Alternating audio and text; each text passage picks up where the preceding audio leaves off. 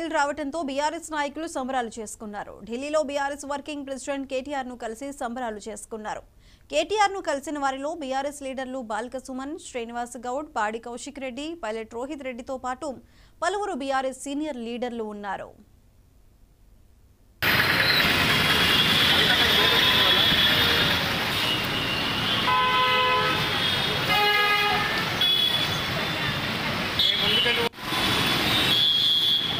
గెలిచారు. కేసీఆర్ గారు ఎక్కడ లొంగలేదు. ఆ రోజు కూడా ప్రభుత్వంలో ఉన్నప్పుడు కూడా కేసీఆర్ గారు బీజేపీకి లొంగలేదు.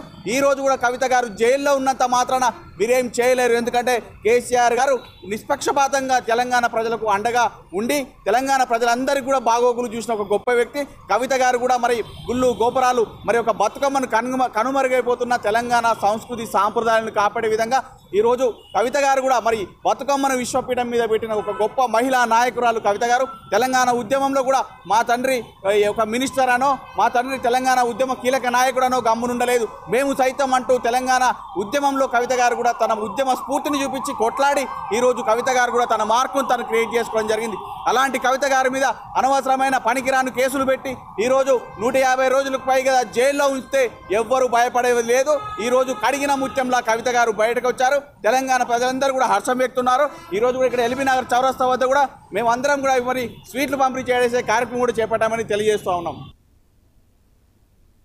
ఖమ్మం నగర